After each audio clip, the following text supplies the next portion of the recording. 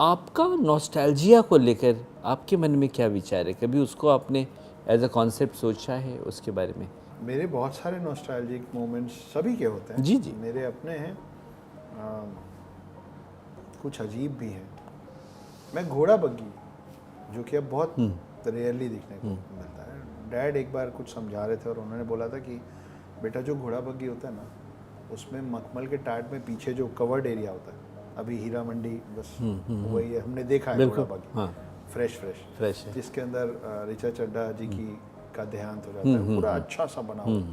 तो वो मेरे को ये समझा रहे थे कि बेटा घोड़ा बग्गी में पीछे जो बैठे होते हैं ना, उनको बड़ी कोफ्त होती है उस व्यक्ति से जो घोड़ा बग्गी चलाता है कि भैया सारे डिसीजन ये ले रहा है, जब मन कर रहा है मोड़ रहा है, इधर रोक दे रहा है, तो हमारा पूरा जीवन तो इसके हिसाब से चल रहा है। That person is actually the head of the family. Yes. और अगर वो पिता है, वो करता है, वो कर रहा है, हाँ, वो चला रहा है, वो मोड़ रहा है, वो डिसाइड कर रहा है कि इस डायरेक्शन में आगे बढ़ना है। पीछे वालों के हाथ में कोई डिसीजन मेकिंग नहीं है।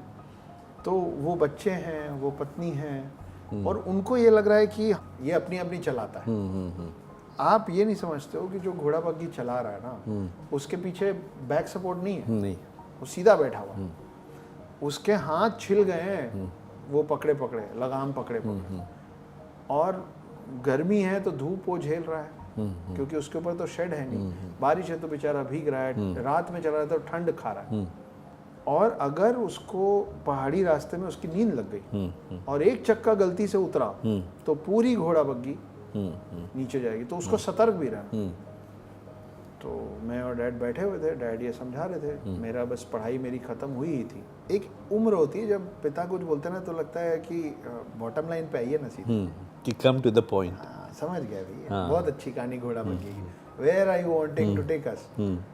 तो वे बोले कि बेटा अब मैं बहुत समय से चला रहा हूँ, थक गया हूँ, मैं जा रहा हूँ पीछे बैठ। हाँ, अब आप चलाइए, अब चलाओ। हाँ, पर ध्यान रखना कि अगर आंख लग गई, विच इज केयरलेसनेस, किसी भी मायने में अगर तुम बेध्यानी किए या तुम इसको सीरियसली नहीं लिए, तो मेरे जीवन भर की जो जमा पूंजी है वो एक चक्का उतारोगे पूरी घोड़ा बग्गी, इंक्लूडिंग दी होल फैमिली, सब कुछ, क्योंकि तुम बड़े बेटे हो, वो सब कुछ अंदर चला जाएगा। If you are ready to take the responsibility.